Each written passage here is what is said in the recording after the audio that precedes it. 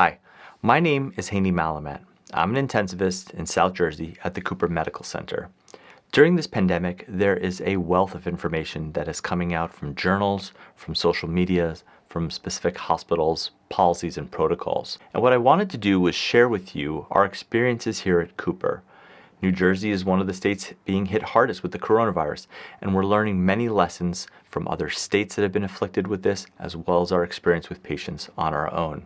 Cooper is a multidisciplinary ICU, so we have intensivists from many different specialties. Every week we get together and we talk about the most current literature and trends and things that we're doing at Cooper Hospital. And I wanted to share that with you. Many places are still dealing with the pandemic. Some places are still bracing for the storm. So I want to provide a weekly update for all of you out there so you can see what we're doing here at Cooper, because we're doing some pretty amazing things. What you're about to see is episode 1 of what I hope will be a weekly update for what we're doing at Cooper Medical Center. So sit back, relax, and get ready to listen to episode 1 of the COVID update from Cooper Medical Center.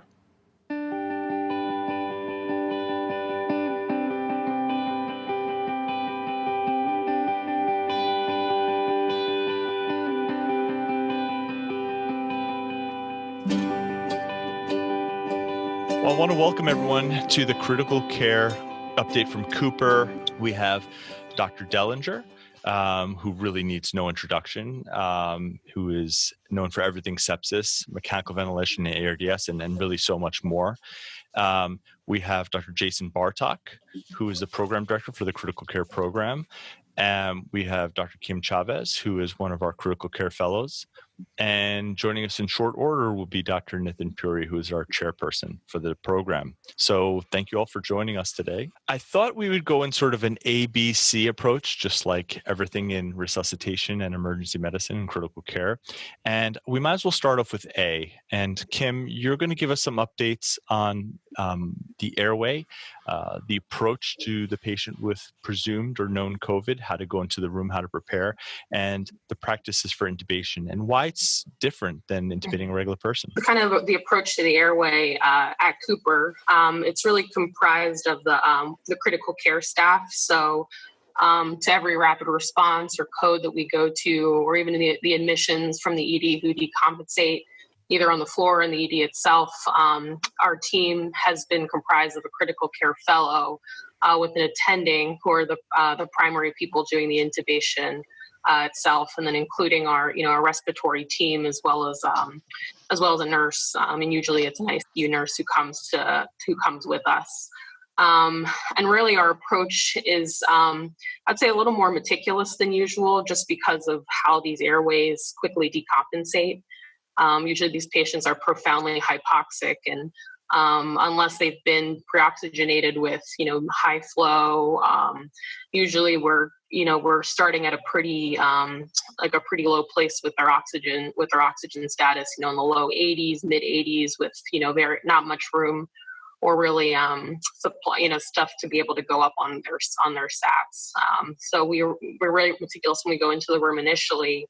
At Cooper, we've been lucky. We've had either PAPRs, or we've been using N95s with, full face shield to go into the room itself to really prepare for the intubations. While we're getting everything set up, we're making sure we have all the adequate supplies, kind of running through an intubation checklist before even going into the room, and bringing in extra supplies. We've been double bagging a lot of these, so to not waste stuff, but then also not risk exposure by opening the doors and kind of bringing stuff in and out. Has kind of been what our practice has been lately. And then one of the major things we've been doing is also making sure to have the sedation medications ready as well. Before we're going into the room, making sure everything's ready, because as we've seen, a lot of these patients have been requiring a lot of sedation medications, and not having them ready, right when we're done intubating is, it's been a big deal. The intubation itself, we've primarily had just the fellow and the attending in the room. And then usually asking the respiratory therapist and the nurse to stand either, in the corner of the room, or asking them even to step outside, really depending on the space that we have. We've been trying to use airway adjuncts, we made an airway box to try to help to prevent the spray of the aerosols during the intubation itself or during pre-oxygenation, which we've sort of had mixed reviews on. Some people really do like it because it does protect the intubator itself and then also the other people in the room. But it does require some practice with dexterity and trying to get your hands into the actual box itself. And then the alternatives, we've also been using plastic sheets that we've been placing over the patient, which a lot of people have liked, because it does allow you to have a little more room to help intubate. And it just goes over the patient, and it's easy to get the glide scope blade underneath, and then get a good view. And so those are kind of the stuff we've been trying to do to help limit aerosol spread during the intubation itself. Fantastic. And we're using video, is that correct, for all? Yeah, we're doing video for all the intubations. Gotcha. Mm-hmm. And then after you intubate the patients, what are you doing afterwards in terms of, are you getting lines done in the room, or are you just getting out of there and letting the respiratory therapist take over? Yeah, usually, the respiratory therapist will come in, and usually, if I'm the primary person taking care of them, I'll stay in there and just put in all the lines while I'm ready gowned up and just getting it all done at the same time. I can tell you for myself, whenever PAPR's available, that's definitely something that we're trying to use. The evidence for that versus N95 is not there. We don't have that evidence just yet. But we also know that there's lots of aerosolization that happens during this intubation. So we're in a gray zone here. And what we've been saying is if you have PAPRs available, maybe it's a good idea to use them. If you don't, then N95 with a face shield in front and proper PPE. All evidence points to that being just fine. Nitin, you're just jumping in. We're talking about airway practices and things that we're doing at Cooper. Do you have anything to add? Kim was going through the airway box, the sheets. Anything else that you found helpful during your intubations? Yeah, I've only used the N95 and with face shield or face guard.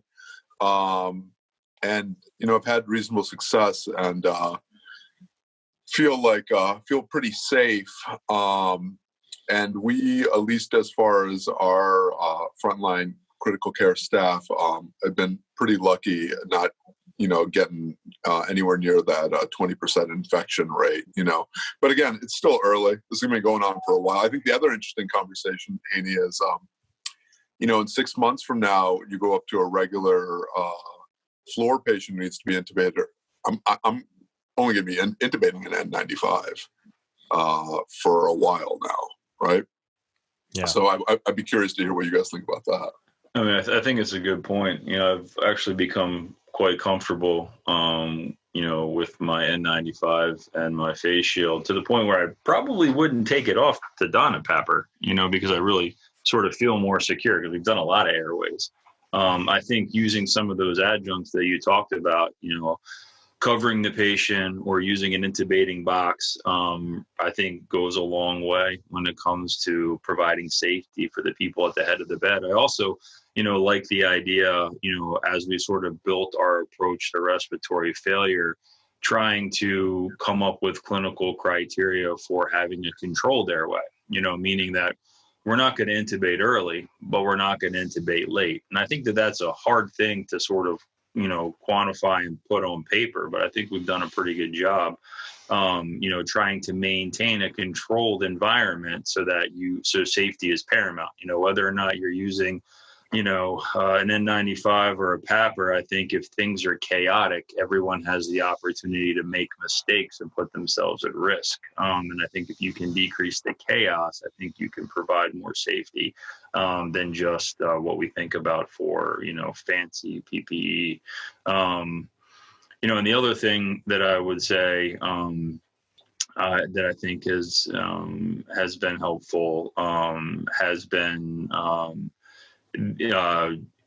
being able to sort of learn more about how to set up the ventilator so that we can reduce the number of people at the head of the bed. I think having the provider that intubates Also be the one who can start the vent and hook the patient up to the vent, reduces the number of people who need, advanced PPE, and reduces the number of providers in the room when you can have the respiratory therapist sometimes support you outside of the room, I think is helpful. Right. That's great points. One thing I'll just throw out there to everybody is, and this is a question that comes up a lot, we're generally not bagging our patients. We'll put them on nasal cannula and non-rebreather as we normally do. But what are you doing when patients start off with a SAT that's in the 70s when you go to intubate them? Is anyone bagging? I know I've heard some people, I myself, put in an LMA and bag those people up. What are your guys' thoughts on that? Yeah, I'm still bagging. The I can tell you for myself, whenever a PAPR is available, that's definitely something that we're trying to use. The evidence for that versus N95 is not there. We don't have that evidence just yet. But we also know that there's lots of aerosolization that happens during this intubation. So we're in a gray zone here. And what we've been saying is if you have PAPRs available, maybe it's a good idea to use them. If you don't, then N95 with a face shield in front and proper PPE. All evidence points to that being just fine. Nitin, you're just jumping in. We're talking about airway practices and things that we're doing at Cooper. Do you have anything to add? Kim was going through the airway box, the sheets. Anything else that you found helpful during your intubations? Yeah, I've only used the N95 and with face shield or face guard, and I've had reasonable success and feel pretty safe. And we, at least as far as our frontline critical care staff, have been pretty lucky not, getting anywhere near that 20% infection rate, But again, it's still early. This is going to be going on for a while. I think the other interesting conversation, Haney, is, in 6 months from now, you go up to a regular floor patient who needs to be intubated. I'm only going to be intubating an N95 for a while now. Right. Yeah. So I'd be curious to hear what you guys think about that. I mean, I think it's a good point. I've actually become quite comfortable, with my N95 and my face shield to the point where I probably wouldn't take it off to don a PAPR, because I really sort of feel more secure because we've done a lot of airways. I think using some of those adjuncts that you talked about, covering the patient or using an intubating box, I think goes a long way when it comes to providing safety for the people at the head of the bed. I also, like the idea, as we sort of built our approach to respiratory failure, trying to come up with clinical criteria for having a controlled airway, meaning that we're not going to intubate early, but we're not going to intubate late. And I think that that's a hard thing to sort of quantify and put on paper, but I think we've done a pretty good job, trying to maintain a controlled environment so safety is paramount, whether or not you're using, an N95 or a PAPR. I think if things are chaotic, everyone has the opportunity to make mistakes and put themselves at risk. And I think if you can decrease the chaos, I think you can provide more safety than just what we think about for, fancy PPE. And the other thing that I would say that I think has been helpful has been being able to sort of learn more about how to set up the ventilator so that we can reduce the number of people at the head of the bed. I think having the provider that intubates also be the one who can start the vent and hook the patient up to the vent, reduces the number of people who need, advanced PPE, and reduces the number of providers in the room when you can have the respiratory therapist sometimes support you outside of the room, I think is helpful. Right. That's great points. One thing I'll just throw out there to everybody is, and this is a question that comes up a lot, we're generally not bagging our patients. We'll put them on nasal cannula and non-rebreather as we normally do. But what are you doing when patients start off with a SAT that's in the 70s when you go to intubate them? Is anyone bagging? I know I've heard some people, I myself, put in an LMA and bag those people up. What are your guys' thoughts on that? Yeah, I'm still bagging. The bags that we use have a viral filter. Being conscientious, and I think this is something that you've kind of brought to our practice. Either using the smaller BVM or making sure that I use a smaller tidal volume, because it's probably not necessary to deliver that liter every single time.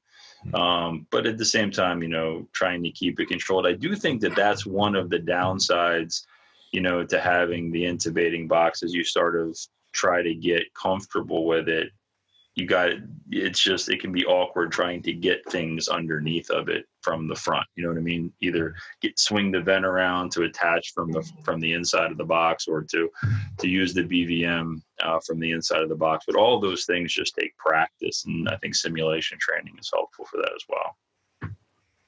Great points. Anyone else have any closing thoughts before we leave the airway?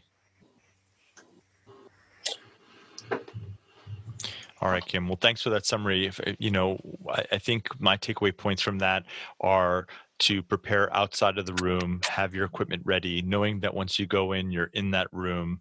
And then when you get in there, being very meticulous, getting a sheet or the airway box on the person, and just going through all the steps to make sure that we don't aerosolize and compromise ourselves. And then staying in the room and getting the things done as much as we can before leaving. That's great. Thanks for that summary. For sure. So we're going to flip over now to Dr. Dellinger, who is going to be giving us an update on the B, or the breathing, and specifically the ventilation. Now, Dr. D, I don't think anyone really knows right now the optimal way to ventilate. There's still debate as to whether or not this L or H type exists, although many people think it's a reasonable model.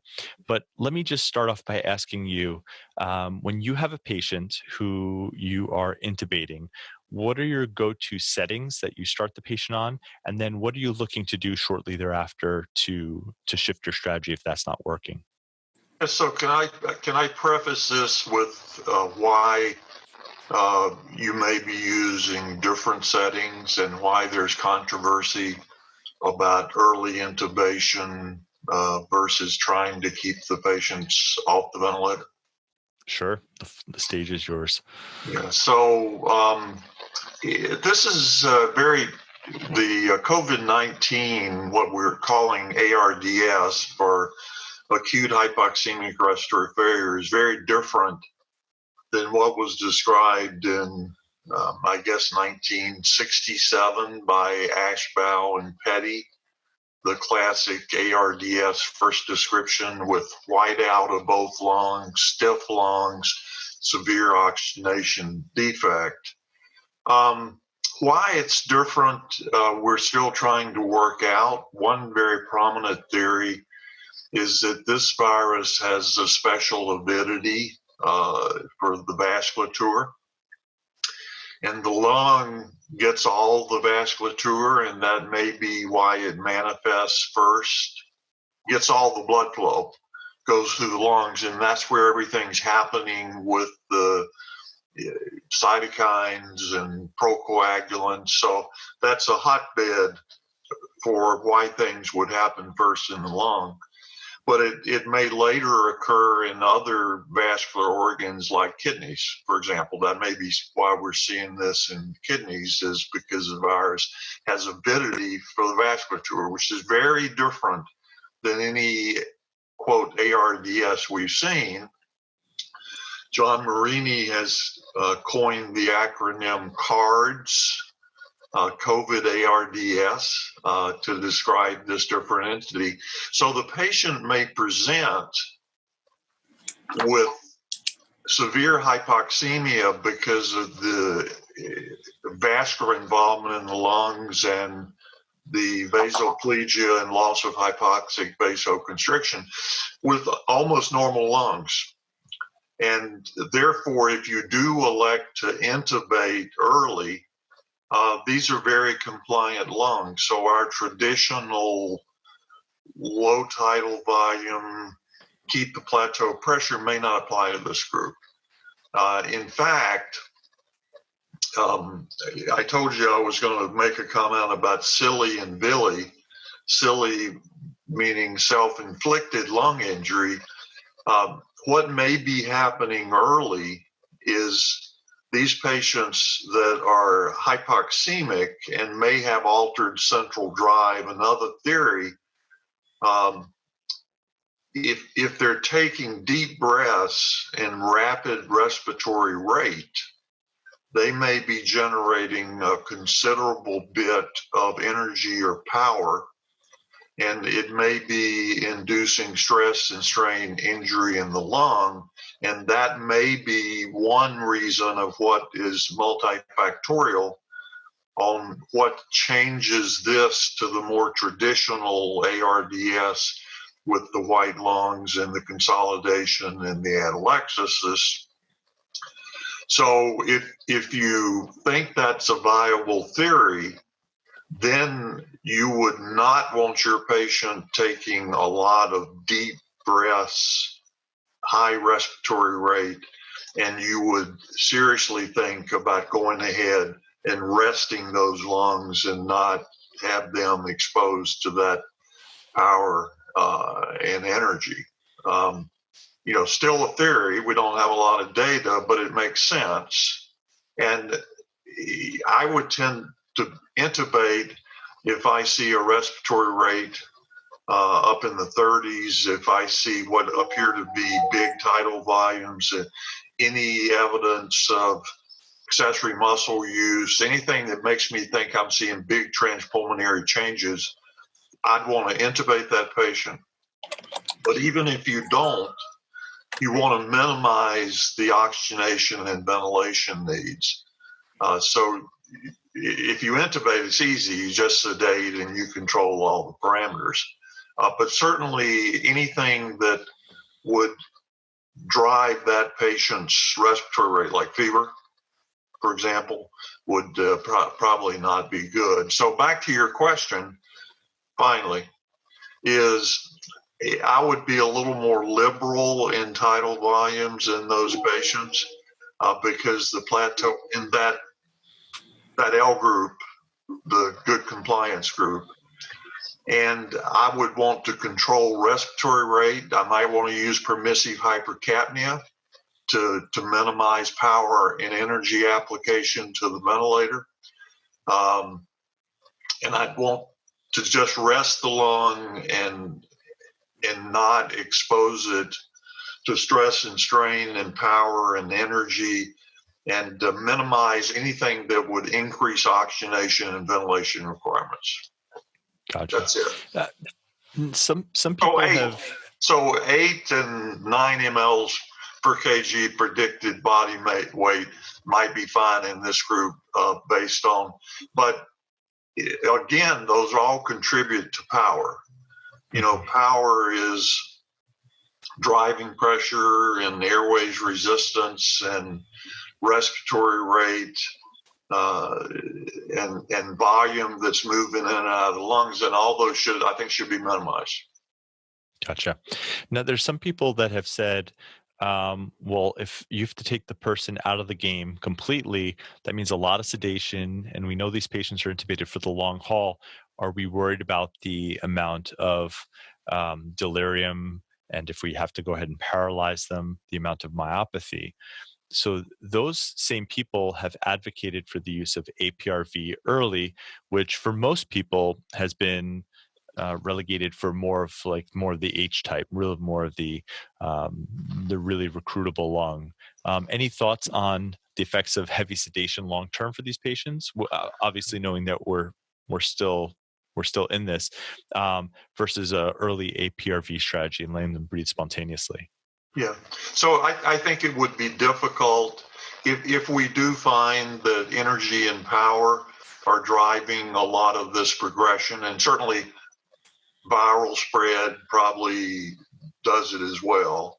I think it may be a price to pay, but I think you would look for modes of mechanical ventilation that would minimize both sedation and power and energy. APRV is a mode that may minimize sedation if you allow spontaneous breathing. But there again, you're adding transpulmonary pressure from spontaneous breathing, but you may be able to use much lower P highs in those patients. Europe has long used the bi-level. It's very different than when you use APRV for ARDS, where you have short dump times.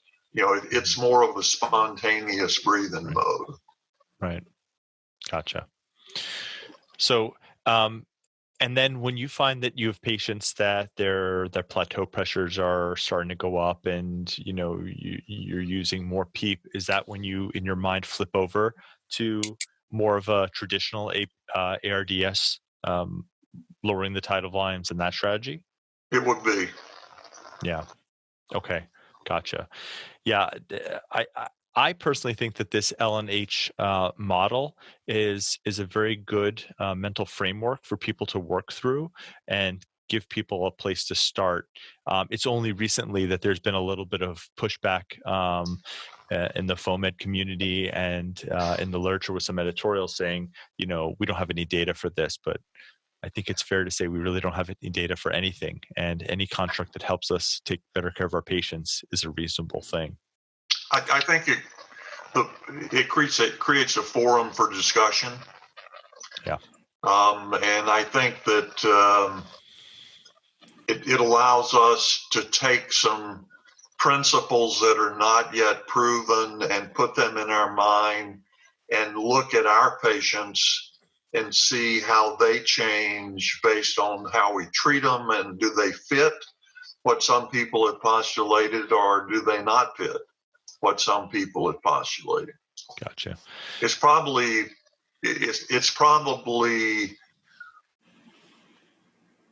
better for patient care than just giving a lot of unproven drugs that aren't being studied in any type of scientific manner. Great. Anyone else on the panel want to add anything? Yeah, no, I mean, I think this topic's probably the most fascinating thing, and the thing that I think about most. And I think that adherence to pulmonary physiology and good ARDS care wins out in the battle against COVID right now. And you sort of wonder, this LNH phenotype is a great place for us to work our mental mind frame around. But you wonder, is it just about disease progression? And, patients who were maybe being intubated earlier, we were seeing more of this L phenotype. And then as we sort of waited longer, are we seeing more H phenotype? I think you can really look at the prodrome, and this is all anecdotal from our own experience. And when you see patients who may have been working on and having, two patients could present to you day one of intubation, one with, very high elastance, low compliant lung, and one with very low elastance, high compliant lung. But when you look back at the way that they were decompensating over time, you can see maybe one patient was not working to breathe and was early in their prodrome, and the other one was sort of struggling for days and days and days. And this idea of self-inflicted lung injury, I think, comes into play with inflamed lungs. And I do think that we have to be mindful about potentially taking over for the patient and minimizing, that work of breathing. And then when we do put them on the ventilator, whatever we choose, we try to minimize mechanical power and ventilator asynchrony. And I think that if you can ride it out, the downside being sedation and paralytics, if you can ride it out, maybe you don't end up in this, difficult to reverse H phenotype that we classically see. I don't know, but I think I think as time goes on, we'll see more and more data coming out to kind of help us, approach. We don't want to be on either extreme, or intubating too early we're intubating too late. So, I think we're all still trying to figure that out, because I think we've seen both sides of this in our own practice in maybe 1 month of dealing with them in the ICU, where you felt like all you saw was, L type, and now all you're seeing is H type.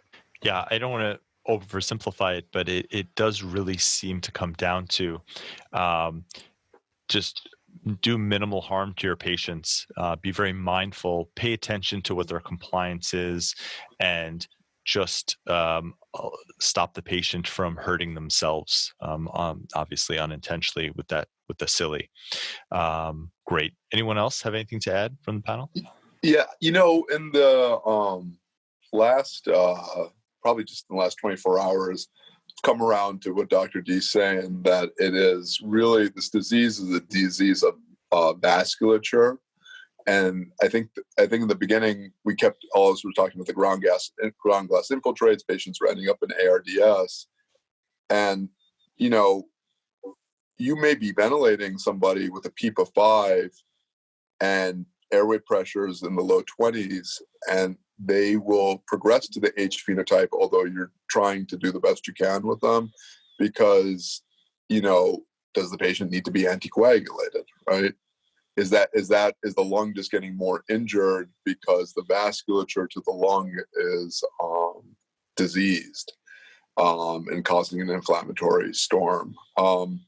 So I just, I guess the thing that I really want to emphasize is that I do think that when you put somebody on APRV, you have to be mindful that they're not breathing too fast and they're not taking too large of dumps. And I think you just end up using a similar amount of sedatives than when you use "quote unquote" conventional ventilation. But that's just been my experience so far. Yeah, and even some of the patients, if they're on APRV and they're sedated well and they're actually not doing a lot of heavy spontaneous breathing, you may argue that they have relatively normal tidal volumes for their ideal body weight, and they have very they're only breathing 12 breaths a minute. I mean, and their inspiratory flow rates are lower. So you think about the things that impact mechanical power. I mean, it's flow and respiratory rate and volume, and you may have less energy, but again, that's why it really has to be tailored for the patient. And there is concern, with APRV, just trying to limit mechanical power. I think if you do it, with that as a target in mind, I think you could probably achieve it. But Dr. D had said something about that you would use larger tidal volumes, Dr. Dellinger, if the airway pressures were okay. Yeah, I think to decrease sedation, because I think one of the reasons that we typically need to sedate more severe ARDS is that patients are less tolerant of the small tidal volumes we give them. And if patients are more comfortable with larger tidal volumes and the plateau pressure is in an area where you feel a lot of comfort, and you can minimize sedation in those patients, that's probably not a bad idea. Well, thanks, Dr. D, and thanks everyone for your insight into that. There's so many fascinating aspects of this illness, but I find this to be probably the most fascinating, just because you go back to the traditional physiology and just brush up on things. At least that's what I've done, and it's been good for that. All right, so we're going to flip gears now, and we're going to move on to C. And C has 2 parts for this one, and one is coagulation, and one is going to be circulation-ish. We'll talk about a little bit vv-ECMO. So, Jason, do you want to tell us a little bit about coagulation? Yeah, I am not a coagulation expert, but I've talked to a lot of experts. Anybody who's heard me complain about COVID for the last couple of months has heard me talk about how coagulopathy keeps me up at night. You think you're doing everything that you can for the patient in terms of everything we've talked about so far, and then all of a sudden they have a thromboembolic event, and that's what kills them. And I think that's sort of a narrative that's been around since, early data was coming out of China. And I think that signal of hypercoagulability has become stronger and stronger and stronger as more and more data has come out from both Europe and the US. And, not to go too much into the underlying pathophysiology, but, there's, these patients come in very inflamed, and like a lot of inflammatory states, you worry about hypercoagulability. We talk about this being a disease of, and part of endothelial dysfunction. And, and I think that, trying to figure out what the spectrum of hypercoagulability is, we haven't quite teased it out. Is it a consumptive coagulopathy, more like DIC? Or is it pure hypercoagulability and excess, fibrin formation and depositions? Probably, at least, some of the data from the thromboelastography data that's come out seems to kind of point towards, hypercoagulability and excess thrombin formation.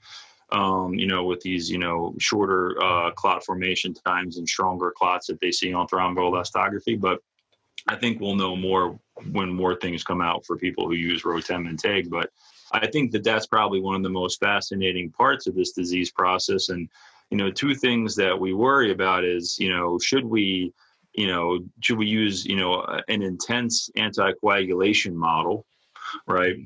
For all of the reasons that we'll talk about in a second, or are we underdosing for a venous thromboprophylaxis model? Like, are we underdosing our VT prophylaxis and putting these patients at risk?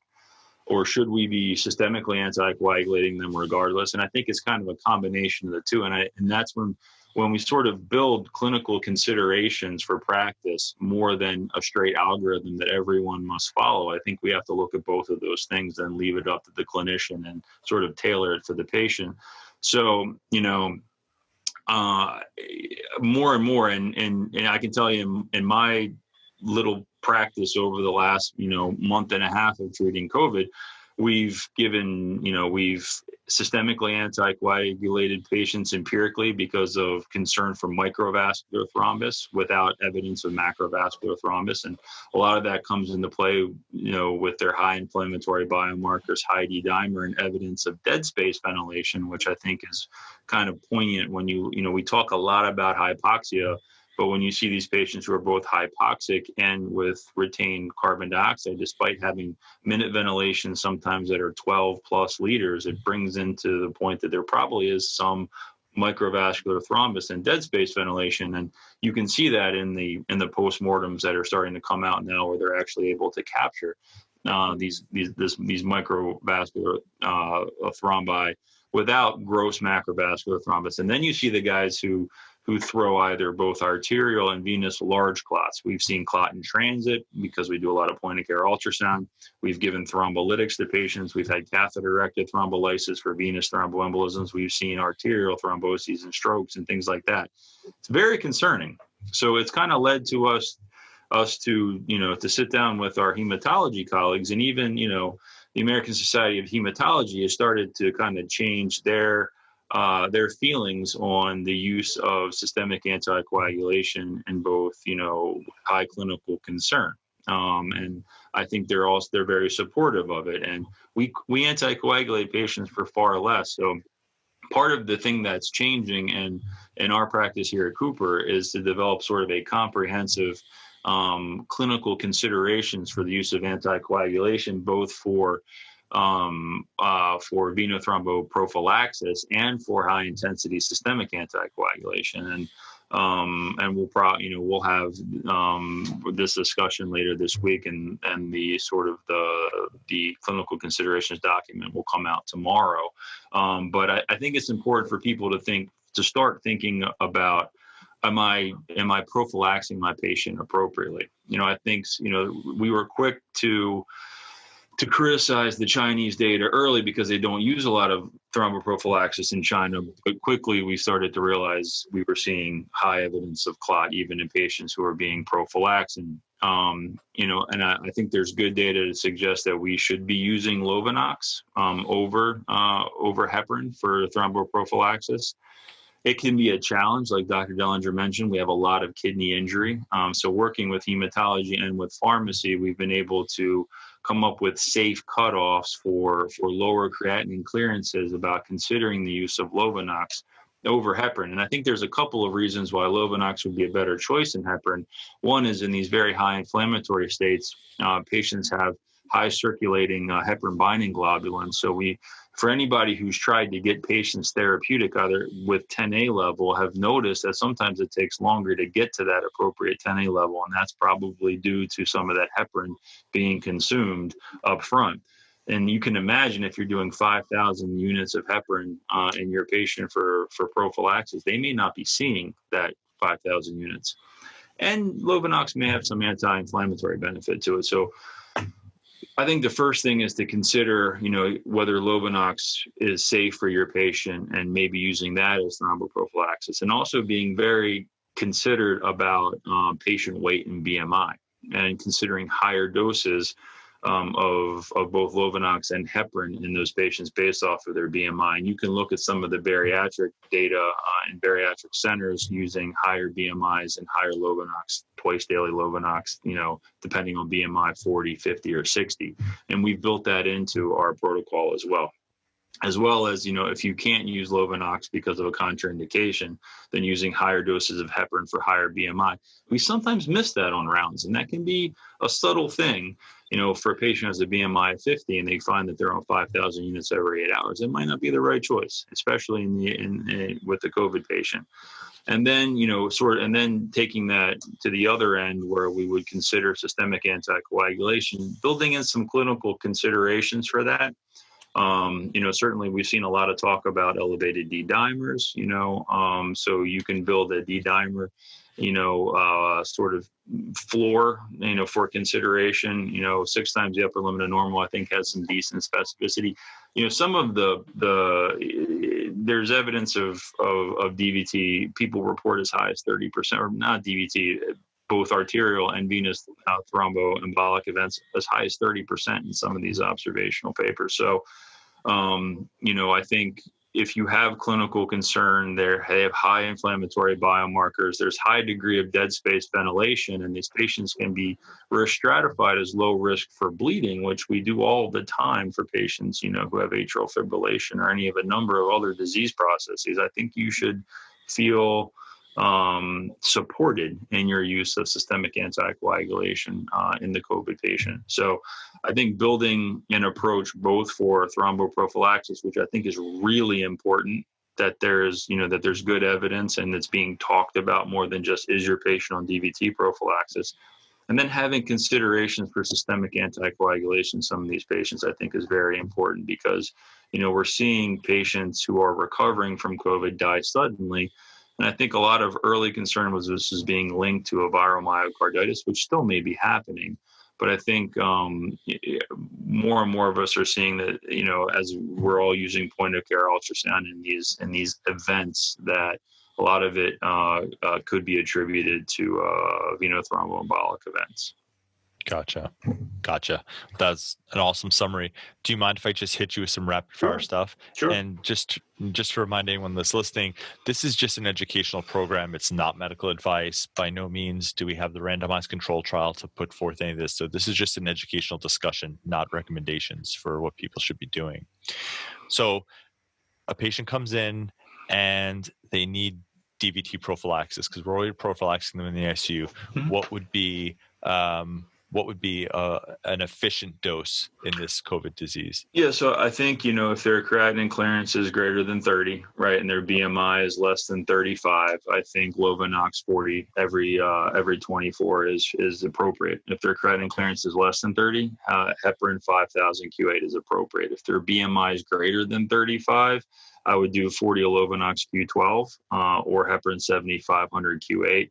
And if their BMI was greater than 50, sort of that, and we have plenty of those patients in the ICU, you could consider up to 60 milligrams of Lovenox Q12 for an appropriate creatinine clearance, or again, 7,500 Q8 of heparin. And I think that that is probably a safe approach, both from getting support from hematology and clinical pharmacy, and that's how we built our approach. Fantastic. Any talk of checking 10A levels to monitor? I think checking a 10A level probably isn't if you have access to a 10A level, it's probably, and even sort of backed by the early tissue thromboelastography data, it's probably the best marker that you have.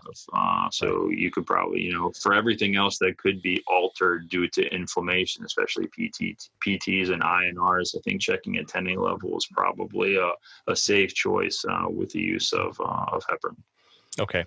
Let's say you are highly suspicious that you want to prophylax your patient. I mean, it's obvious when the patient has a clot, you're done. You can do what you normally would do. But what markers are you looking at? What levels are you looking at?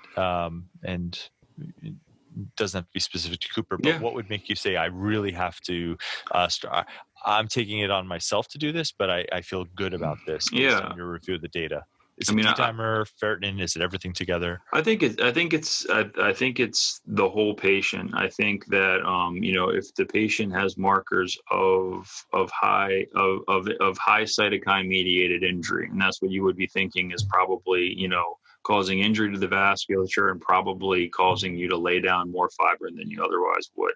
Okay, that makes sense. So I'll probably start there. If they have no inflammatory biomarkers, I would probably scratch my head. If their D-dimer is greater than 3, I'm getting concerned, right? Because there's not a lot of things that D-dimers are going to be high in inflammation. When they're that high, you have to take into consideration that you're probably building or laying down or consuming, causing a fibrin, right?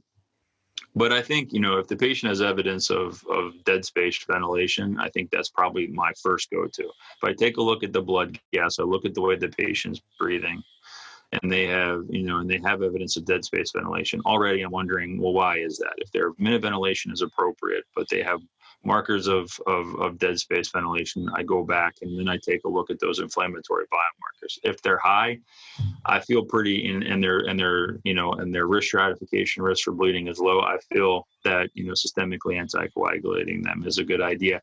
And I think one of the things where this comes up more is not when I meet the person when they're first sick.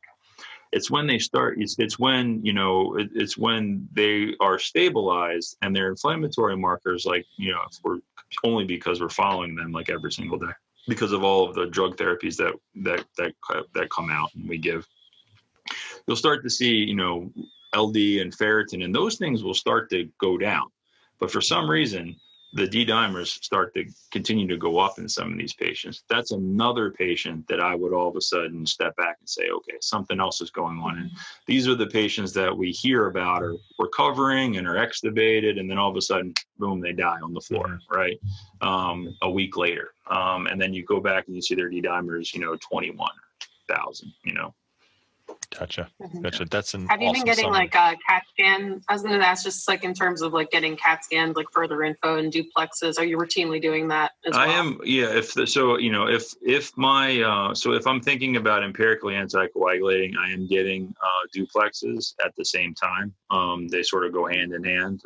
But if the duplex is negative, because we know that a lot of patients who develop PE have negative lower extremity Dopplers or upper extremity Dopplers, but I will get them, absolutely. And then considerations, we do a lot of point of care ultrasound. So, if I see that the patient has new RV dysfunction, and there's a change in their clinical status, I'll start empiric anticoagulation and probably still consider CAT scan to see if whether or not, even if they're stable, whether or not I could help support them better. The availability of catheter-directed thrombolysis may change over time, but it's not routinely used because these patients don't often go to interventional suites unless absolutely necessary. Jason, what do you think about using, not using biomarkers, but using declining respiratory status as a reason for anticoagulation? And maybe that's, you said that when you were, and I missed it, but seems like the biomarkers may be misleading at times. Yeah, they can be. D-dimer is not, we see a lot of people work that into their protocols. It can be high, it can be low. It doesn't have to be 6 times, 8 times, 10 times the upper limit of normal in order for you to have these micro thrombi or develop macro thrombi. I think it's just it's helpful, I guess, when you're trying to build an argument against doing something that you wouldn't have done a month ago. But I think, a decline in respiratory function or a failure to improve, when somebody has that very significant cytokine mediated injury, I think it should be a consideration for all the things that we've talked about, this being, a disease of the pulmonary vasculature and systemic vasculature. I think we should probably consider, empirically anticoagulate. I've done that, and then if they get better, you don't know if it was the anticoagulation or just because they were going to get better. But the question is always coming, all right, so I do it. Now what do I do, right? So, I put them on anticoagulation. Now, how long do I continue it? Luckily, I got much smarter people working around me in hematology. And, the American Society of Hematology has come out and said that, you could consider, continuing them on anticoagulation for 3 months like you would for a DVT or a PE, using a 10A inhibitor or using sub-Q Lovenox. And I think that that's reasonable. That's what you're treating. You just didn't see it. You know what I mean? So that's what we plan to do. And we plan to have our patients follow up with our hematology group as an outpatient. Yeah, what's interesting is how about the outpatient who's diagnosed with COVID? Yeah, should you order them Lovenox? I was thinking about that. Like, if I got it, would I get one of you guys to give me Lovenox pens while I'm at home? You know what I mean? Well, or the other thing is, but how about like, and again, this is definitely showing there were a bunch of intensivists talking about this, but how about like aspirin or Plavix, like antiplatelet agents? I don't know. Yeah, I don't know. I think that everyone should be on an aspirin. Yeah, no, we thought that at one point, but that didn't seem right. It's sort of been debunked. Like taking an aspirin on a long flight is also not protective. So I think if you're trying, I don't know, the arguments against, hypercoagulability from fibrin deposition, I don't know. But I think that, I would worry about, we talk a lot about the venous event, but the arterial event is the one that can be really scary and probably the one that we might miss more. These people are really sick, the MI, the arterial thrombus, the dead extremity that we didn't pick up on, the stroke that happened while they were intubated and sedated that happened.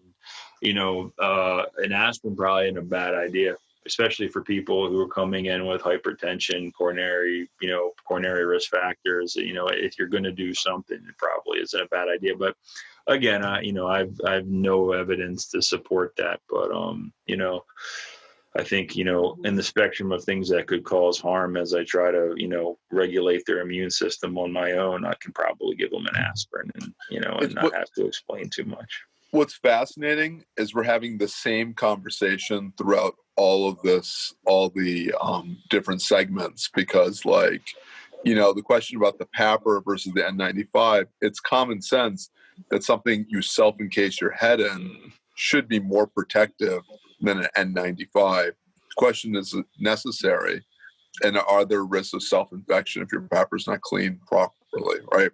Aspirin, could you bleed on it? Lovenox, could you bleed on it? But definitely if you're getting hypercoagulable state, this would be helpful. It's just but everything has risks and benefits. Yeah. It's the same theme. Yeah. Do you intubate early, and or do you wait and let somebody sort of just work their way through it? Yeah. I think you can make an argument because it makes a lot of sense. But you're trying to do no harm. And, I think, when it comes to, to a high intensity anticoagulation strategy, I support it. and that's why I feel like we needed to do it.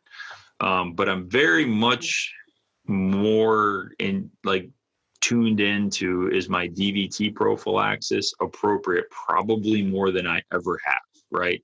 The fact that I actually look at the BMI on rounds and think about what I'm going to give for DVT prophylaxis as opposed to just checking the box every day, I think is pretty cool. And I'll probably continue that with all patients that are non-COVID. Well, thanks, Jason. Thanks everyone for that on anticoagulation. And that brings us to the last stop, to Nitin. Now, in the 1980s, the Detroit Pistons were arguably the most feared team in NBA basketball, the Bad Boys.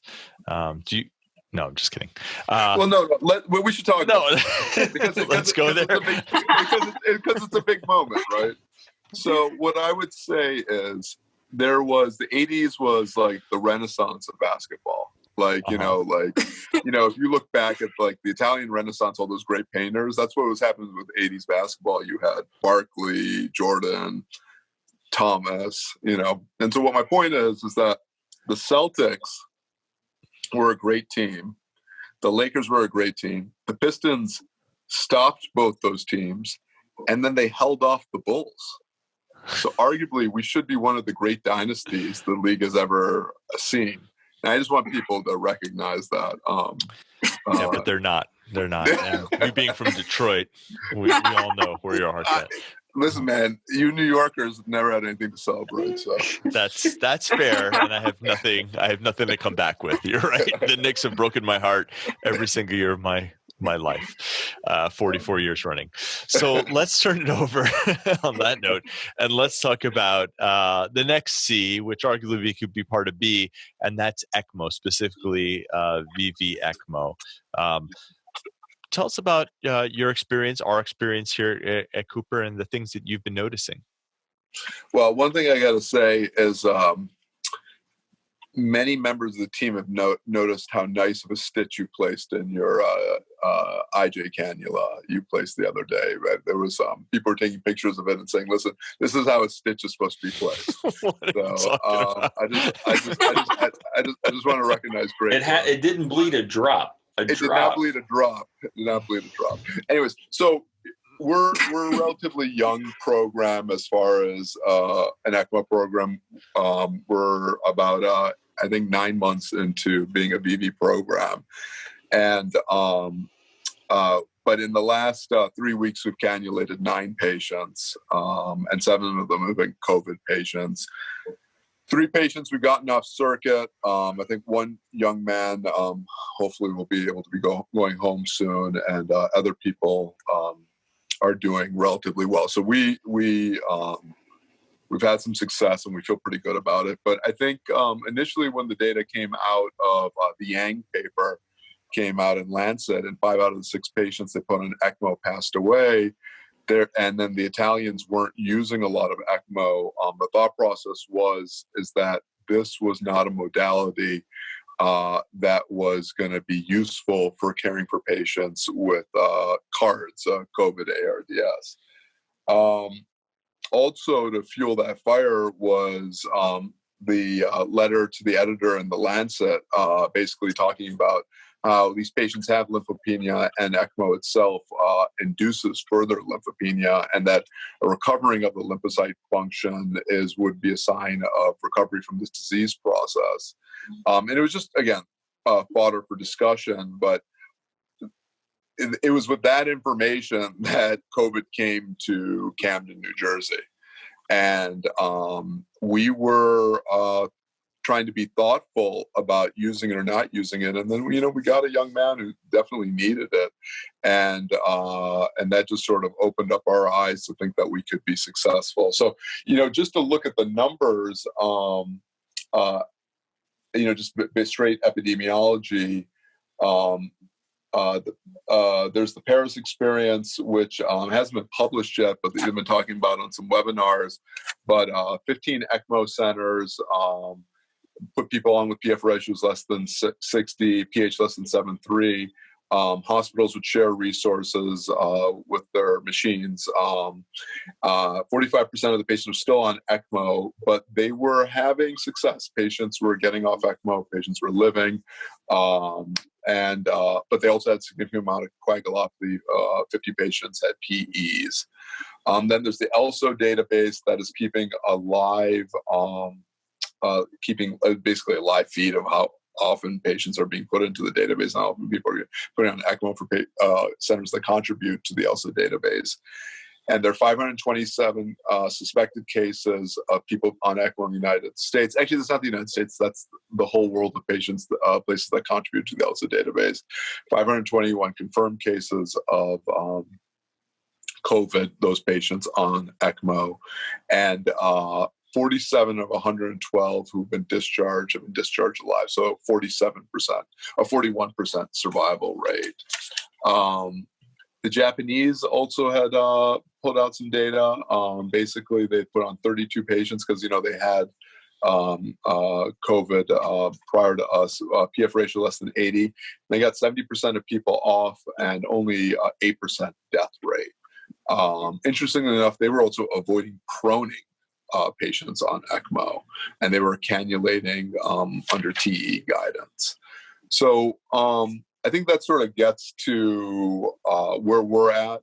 There's been a regional document that our colleagues from Pennsylvania have helped put together that we have agreed to abide by with some, criteria that's pretty similar to the ELSO criteria for people who are going to go on ECMO, basically relative contraindication for patients above 65, BMI greater than 45, relative contraindication. And then obviously advanced malignancy, dementia, just good ECMO care. We wouldn't necessarily put those people on. And we've done it uniquely our own way. Every ECMO patient we've had, we've proned. Which I know a lot of centers haven't done that. We've had some issues with hypercoagulable state, including a cannula, clawed off, and also a couple of oxygenators that went down. We've been able to change and handle all those things successfully. And we're just in the midst of the fight. We got a bunch of people on. We're trying to use low tidal volume ventilation, keep the airway pressures down. Try to sort of ideally ventilate these guys and get them through it. I think that we definitely have seen superinfection and hypercoagulable state have been the two biggest issues that we faced so far. The other thing is one guy came to us.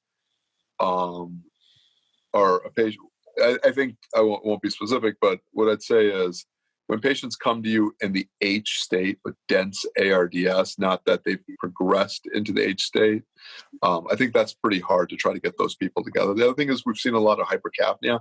I wish we had access to ECOR because I think we would use that if we did and not necessarily have to put them on VV. And the cannulations, we've got a tremendous support from our cardiac surgery team, but, as intensivists, we've been doing them, put a couple of Avalons and mostly 2 cannulation sites. And we've had a lot of success, a little bit of bleeding, but mostly it's gone pretty well. So, I think from a physiology point of view, and actually, from an outcomes point of view, I think the story of ECMO and COVID is going to be the story of ECMO prior to COVID. 50% of the people are going to get better. 50% of the people are not going to get better. And you got to make good selection for who goes on. But all the patients we put on were failing conventional and, other forms of ventilation, uninhaled epoprostenol, failing proning. So these are people that I don't think, or we don't believe, would have lived unless they went on VV ECMO. Got it. Now, you've already mentioned some of the things that you'd agree to not start ECMO on, age and obesity, and obviously other terminal illnesses and whatnot. But what is your criteria for deciding when they need to go on ECMO? What makes you decide to abandon proning and some of that other stuff? Yeah, PF ratio less than 80 for 6 hours. pH less than 725 with the PCO2 greater than 60, and that's also stuff. It's publicly available information. We, especially if somebody's failed optimal therapy, proning, paralytics, and I know there's the Rose trial, and the thought process is not necessarily to use paralytics, but in these patients they seem to benefit from them because they're so sick. But proning, optimal sedation, paralytics, even failing epoprostenol, then at that point we recognize that they need to go on. The other thing that I'd say is one of the things we look at is if the airway pressures are elevated. This idea of power. If the respiratory rate to me is above 25, if the peaks are above 30, not the plateaus, if the peaks are above 30, if the plateau obviously is 30 or higher, these are things for me to say, well, listen, that lung's going to fibrose. We've seen it for so many years. So like, even if they are able to live through this, they're going to be a pulmonary cripple. And just trying to not necessarily jump the gun early, but recognize that these people may benefit. And also, just to be transparent, when this disease was coming from Wuhan, I was like, okay, 70-year-olds, 80-year-olds are passing away. I'm worried for my parents and people, older that I care about, but the youth are protected. Well, we put 17-year-olds on, we put 30-year-olds on, we put 40-year-olds on. The disease does not discriminate. And, I think the other interesting question, Haney, is anticoagulation goal, bivalrudin versus heparin versus Lovenox, and what anti-10A level do you go for? So we're definitely not using Lovenox, right? We're using heparin, but we're basically aiming for anti-10As between 0.5 and 0.7. And there's some conversation to go from 0.7 to 1, which would be a pretty high level. I think there's some data on trauma patients that Steve Conrad put me onto, but or switching over to bivalrudin. But then what we found is there's something with COVID that messes up your PTT reading. So then you're using bivalrudin and you don't even know what you're titrating to. It can get very dangerous. So we're trying to figure our way through that currently. Gotcha. So still more work to be done there. And one thing that, I didn't give you credit for is really, while it's a team effort at Cooper and there's lots of players in the ECMO game, you're really solely responsible for getting the program started and carrying it on your back to get it going.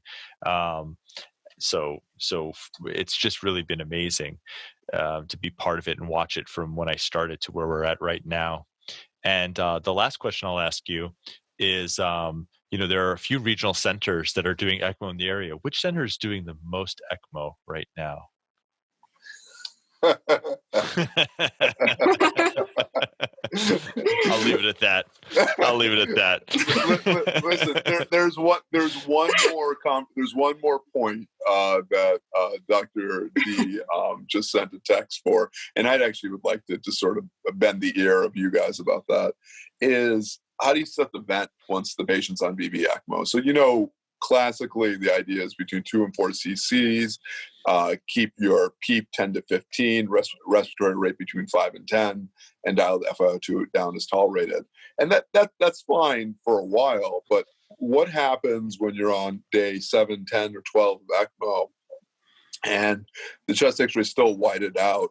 Do you feel the tension or need to increase the tidal volume? Do you want to recruit patients? And the classical teaching is not to do that, but all the data that's come out is saying that you should, that doesn't make a difference whether you use the ultra protective ventilation or not. So Jason, I'd be curious to hear what you have to say about that. Yeah. So I think there's one more type of ventilator-induced lung injury in Nitin's mind, and that's Billy. That's Bartock-induced lung injury. It's Billy. Is Right? that a documented thing now? Yeah, because Billy? because I just I have such a hard time going for the hyperprotective strategy and sort of letting the lungs, being concerned sort of for that drowned lung physiology where the lungs collapse on themselves and you have worsening atelectasis, worsening shunt physiology, and then they're stiff and then they're hard to open back up. Being somebody who doesn't have a lick of experience in this world, that's where my mind goes when I start to see the x-ray get more and more opacified over time. And then I start, I struggle with the idea of, well, when do I try to open the lungs up to see if I can start weaning the ECMO circuit? So I think I'm going to build an approach over time. But I do, he has to talk me off the ledge when I'm on ECMO all the time to try not to open people up. So yeah, because you do worry. You see it in cancer patients, who develop, compressive atelectasis, and then you're never really able to open that lung up later. I don't know if that happens in the ECMO patient. I think classical teaching would say that it probably doesn't. You put them on, lung protective settings, tuck them in the corner and wait for the x-ray to go from white to black. Maybe I'm just not that patient. I don't know. Patience, my son. Yeah, we, we're a young program. We're trying to figure it out. What I would say is that we definitely believe the lungs have the ability to regenerate themselves, and I think as long as you don't have RV dysfunction, just gotta be patient with them. But who knows? The COVID patients' lungs may not be able to regenerate themselves. It's just only time will tell. No, I think that's a really good point. We were all taught that you go from, exudative to fibroproliferative ARDS and you're done. And, we know that alveoli have the ability to regenerate. And that's what makes ECMO such a fascinating and inviting topic as it becomes more popular, or at least the database continues to grow. So I do think, I lack patience, in my young age, but I'm working on that. But, I will say that I'm right in the middle. I don't go below 4 cc's per kilo. All right, leave Jason alone. All right, stop picking on him. All right. Well, any final thoughts before we close this first meeting? Yeah. So I want to say one thing. I think that anybody who has the opportunity to go back and watch the 89-90 Pistons would recognize that there's a lot to be gained from learning them, and that'll probably help you get through COVID.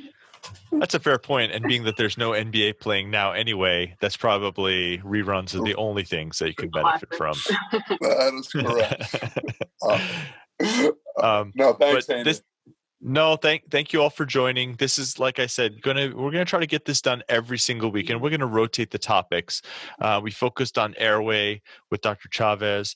We focused on breathing with Dr. Dellinger. Talked about p-sili and vv-ECMO and some other strategies.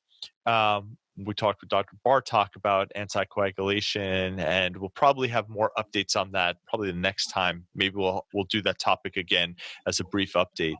And then Dr. Puri recapping his youth in Detroit, but as well as talking about our experience with ECMO locally.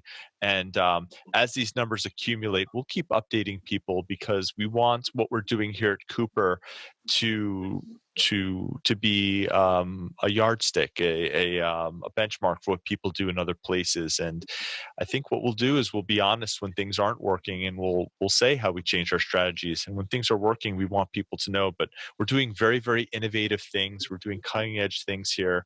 And it's a great opportunity for us to share that with everyone else, especially in places that the wave has not hit yet, where they're grasping at straws, trying to figure out what they're going to do when this happens. It's amazing where this feels like this is going on for 4 years already, but there's still some places that are still bracing for this. And our hope is that by providing this education in a weekly basis, they can keep preparing, and I hope it doesn't come back again in the fall, but if it does, we'll be better prepared to handle the second wave.